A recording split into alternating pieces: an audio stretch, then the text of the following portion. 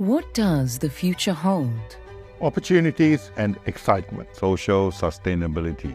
Smart cities. Healthier building. Artificial intelligence. Flexibility and resilience. Digital transformation. AI and machine learning for smart cities. For over 70 years, SJ has been on the world's most ambitious projects, creating over 1 million homes in Singapore, designing the next generation of zero-carbon buildings, and the engineering marvels of tomorrow. SJ is a global collective of problem solvers working together to challenge what's possible. SJ is continually reimagining ways to transform cities, uplift the human experience, and deliver real impact made together.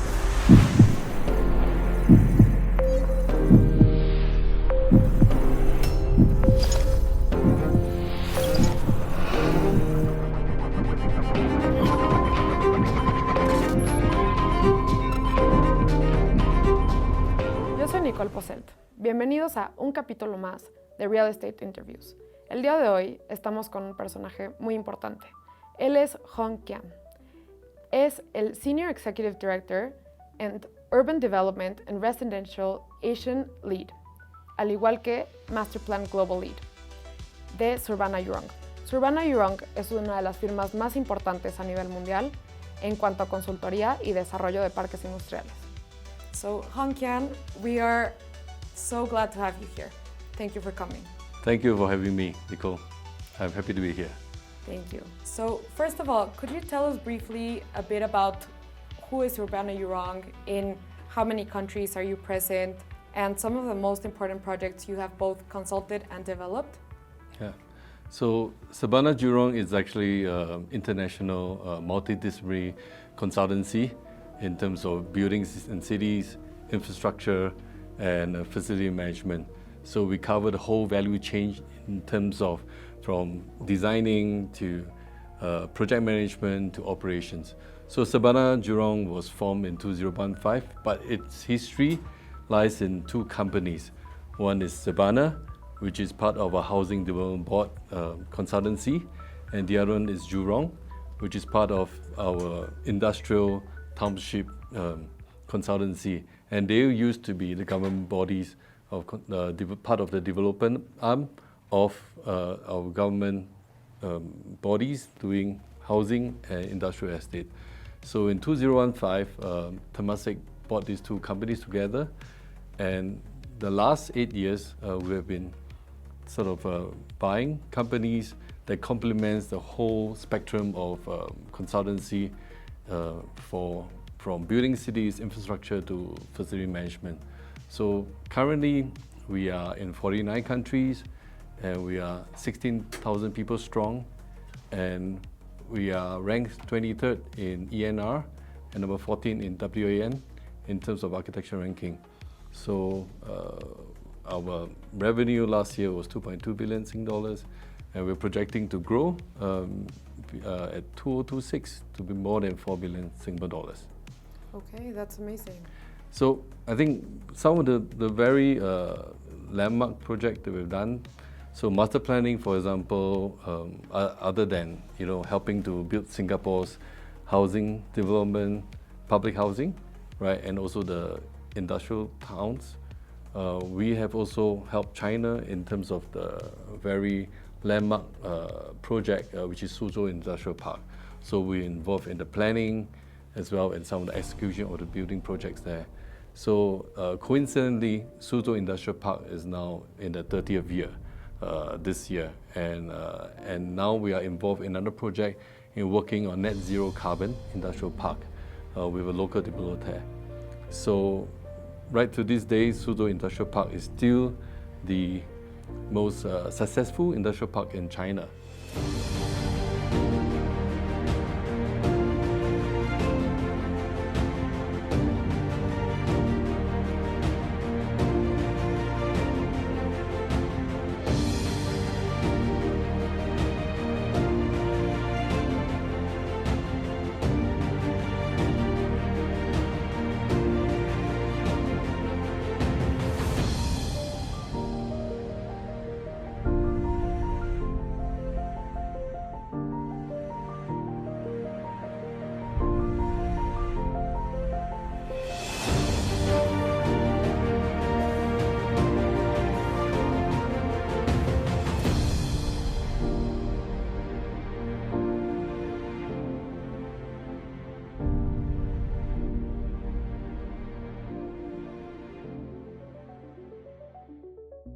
So other projects that we'll do include the Snowy Mountain Dam, right, in Australia, which is one of the modern 7 wonders of the world.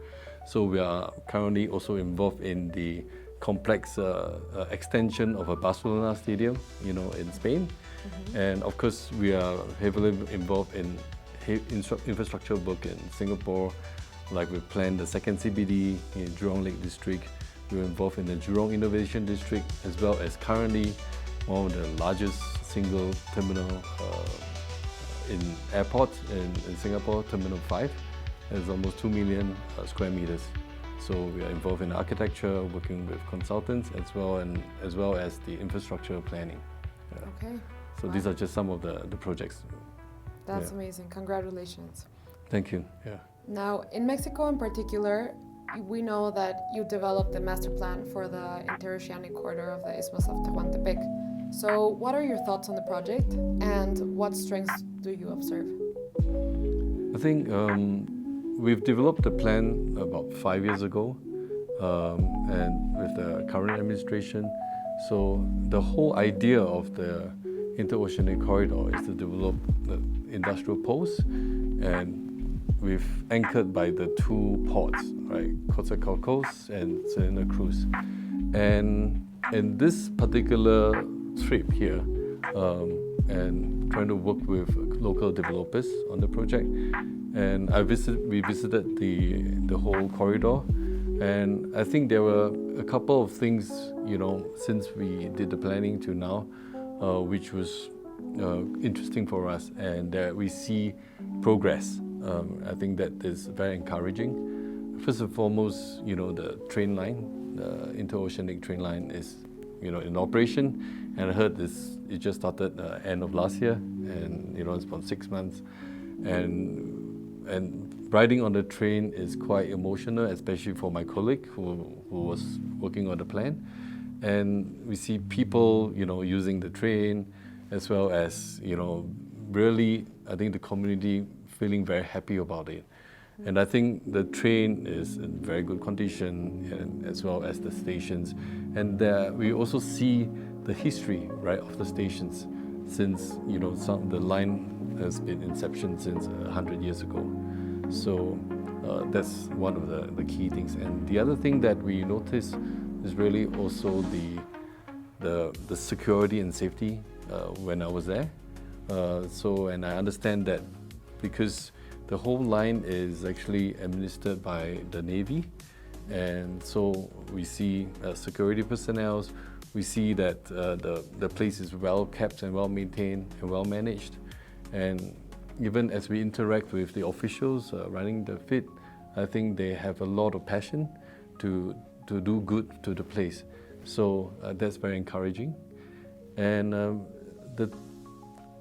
the other thing that we saw in one of the posts, we actually went to Textopec, is that now the land is being cleared, a plan is being done for the pole. And the next thing is really, beginning to start to attract investors and industrialists to actually land in the place. And of course, we also see developments in terms of the ports, port expansion, port works, the 2 ports going on, and also the movement of cargoes as well. So there are ingredients, these are ingredients to I would say, as part of a foundation to create a successful, economic corridor. Okay. Yeah. So considering your international expertise, what would you say are the chances of success of the corridor? Well, I think there are many factors, that in terms of the success of the corridor. And one of the fundamentals of any success of any country in terms of this economic development is really political stability, as well as I think the openness for business, and in terms of the business environment. So having here, and as I mentioned, that the line is managed by the Navy, I see that there is sustainability in terms of the keeping the corridor running and administering the rules as well as the policies. So that is a very important factor for the corridor's success. And the other thing is, of course, I see the investments in terms of infrastructure going in. As I mentioned, the train line, there's also the highway, the ports, as well as going to the investment of the posts. So I would say that it has a very good chance of success. I do not know how much percentage it is, but from our experience, I think these are ingredients that will lay the foundation for a higher probability of success. Yeah. Okay, great. So how will this project transform the region of the Istmus of Tehuantepec, and what can we aspire to? I think in all planning exercise is really about the people and the people that resides in this, and perhaps new residents that will live in this corridor. So as I understand, because in Mexico, the industrialization happens a lot more in the north and the main city, but I think with this strategic plan for the interoceanic corridor, I think it will bring about jobs, to the people, and by bringing jobs to people, I think it will raise your per capita GDP of your citizens here, and I think it will create an economy that will be able to give better life to the people. So there are a lot of benefits. I mean, with better life, you have better housing, better quality of life, schools, entertainment areas, maybe resorts and things like that. So, in fact, I believe that in many of the countries, even for Singapore, for China, and many Asian countries, I think a strong industrial development is important, and because it creates jobs, it increases spending power. I think that improves the lives of people. So I think it will create a better quality of life for the people in the corridor. Yeah. Okay. So would you say it would completely transform the region? Yes, it will. It will transform the region quite significantly, I believe. Yeah. Okay, so currently, are there any international infrastructure projects of this magnitude that could compare to the interoceanic corridor of the Istmus of Tehuantepec? Well, I mean, if I want to think about a parallel in terms of, because this is like a corridor, there are very significant projects in the Middle East, like NEOM, and then you have the line. Made to change. No. No, Mo, it is.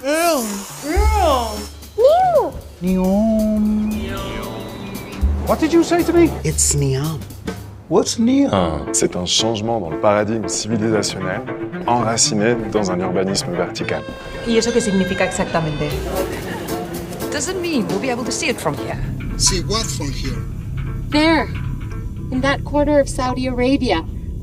NEOM. Bueno, pero ¿qué es NEOM? I think the line is part of that NEOM thing. Oh, I thought it was going to be an octagon. Hey, what are you girls talking about? NEOM. Duh. 到底什么是 NEOM?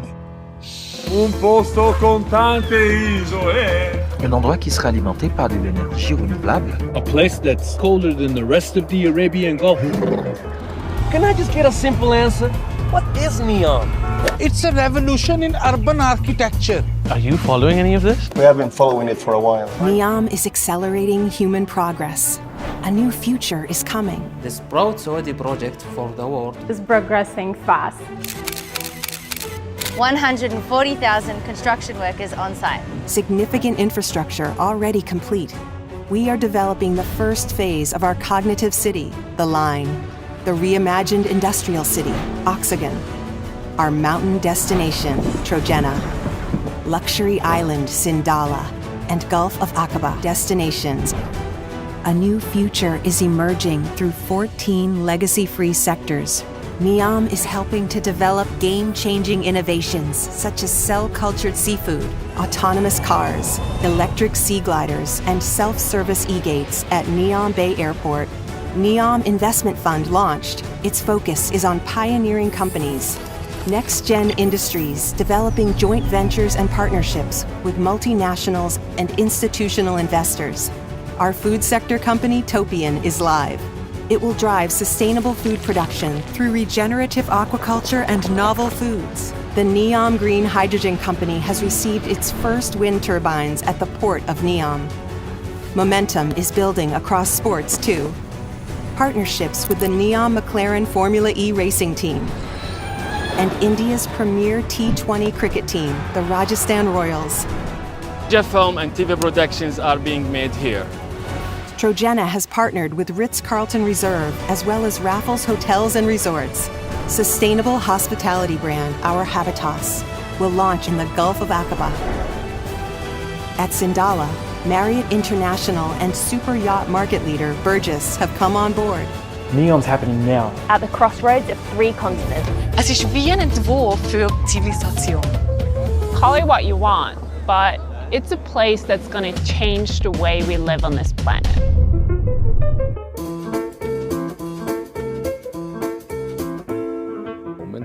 So, in fact, we are very involved in those projects. Of course, I believe they are very different things from what we are trying to do here. So, I think one fundamental difference is that those projects are, in a way, a lot of creating a different kind of lifestyle or city to attract people, whereas over here in the Interoceanic Corridor, I think we are really focusing on industrial development. So very different, but I believe that the Interoceanic Corridor, in my opinion, will be more sustainable. More sustainable than Neom in Dubai. Yes, sustainable in terms of its, in terms of the development of people coming in and getting jobs and all. Okay. Whereas I think my question for Neom is what's the end goal of it? Okay. Yeah. Okay. So you would say this is a project with a better vision, maybe. Very purposeful. Yeah, I think the purpose of it, is pretty important, and I would think it's a very good aspiration. Yeah. Okay. Okay. Next, how much time will it take for this project to reach its maximum potential in your vision? Well, it's a large area, in terms of the whole corridor, and we're talking about at least 10 poles, 2 ports. So, and in any development, it will go by phases. So, I can't really foresee the full potential because the fact is, with any industrial development, you could start from labor intensive, and you go to skill intensive, capital intensive, and rather the knowledge intensive and digital. So, there are different steps of development. So, the potential will really lie in how much of the people in the region would really want to strive for better life, in a sense. And I think, at the start, at least you will take 5 to 10 years to form the base, and then you will take, you will move to a probably a more knowledge intensive kind of development, probably in 30 years. Right, and then beyond, we will have to see where it is. So I would see, I think there's great potential, and I see the 2 ports as very important nodes, right, that will develop into great cities. Yeah. Okay. And for Surbana Jurong, what is your view of Mexico, and how attractive is it as a country for indirect investment? I think Mexico is in a very interesting position and location, and it's right in the middle of the Americas, right, Central America. So it's North America and then South America. So it's the neighbor of the United States. So that, in a way, it's very advantageous position, and as well as I think where the Interoceanic Corridor is. There is one of the short, it's an isthmus, of the 2 continents. So, and Mexico, in a way, if you look to the east, that's where Europe is. You look to the west, that's where Asia is. So in a way, with the current political situation, with the onshoring and the nearshoring that is happening, I think Mexico is well poised to have a great impact in the world. And having been here, I also see that you have a great population. You know, you have a big population base of 130 million people almost, and people who are, I think, very passionate about countries. I've met different levels of people even in my trip here. And, for example, the hotel has great service staff, even at restaurants. And people are very warm and lovely. So I think, and in a way, the people are actually a central part of what makes a country. And I do see that in Mexico, other than its geographic position. So I think Mexico will do well, especially in this time and age. Yeah. Okay. And I think for foreign countries, it is a great strength to be able to do business easily with the country they are investing in, right?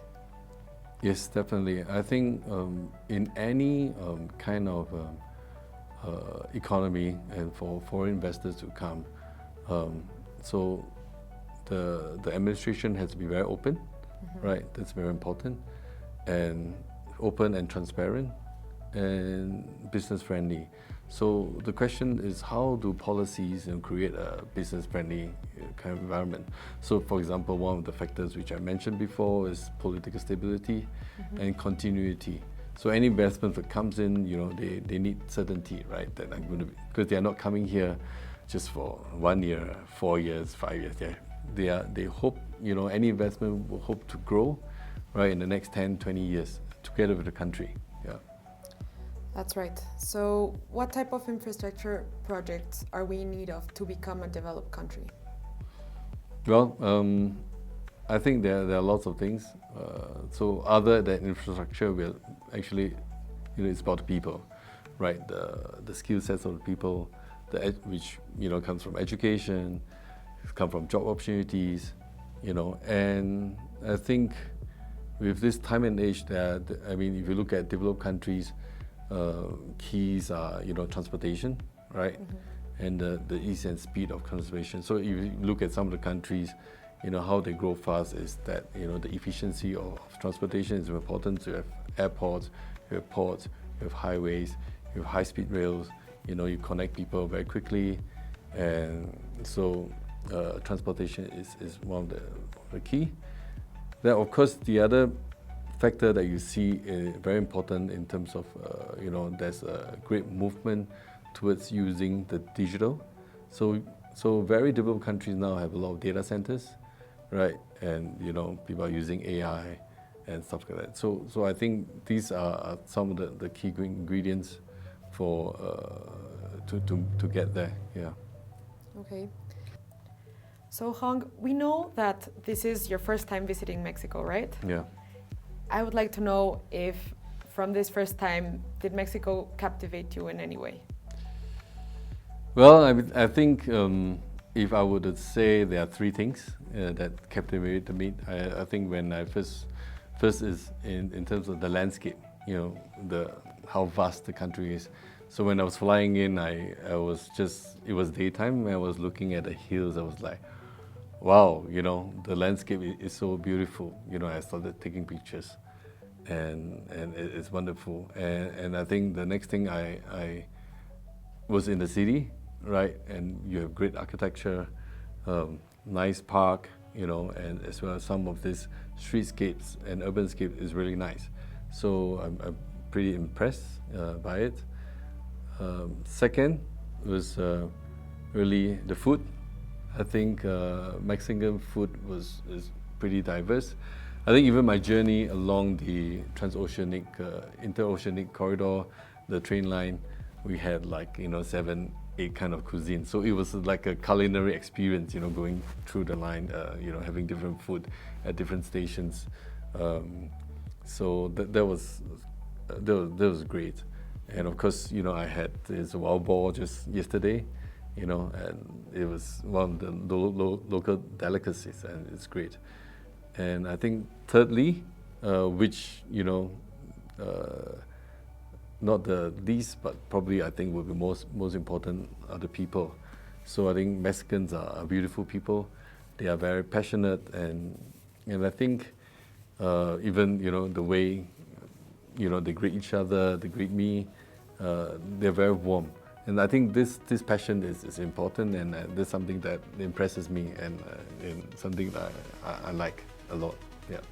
Okay. Is there anything else you would like to add? I think I really look forward to coming to Mexico again, and it's, you know, to really be involved in and be, you know, to have a chance to be part of this, you know, building project. Yeah. That's great. Great to hear. Last but not least, I understand that you've been working along hand with the company PROISTMO, which is the owner of the pole you mentioned, Texistepec.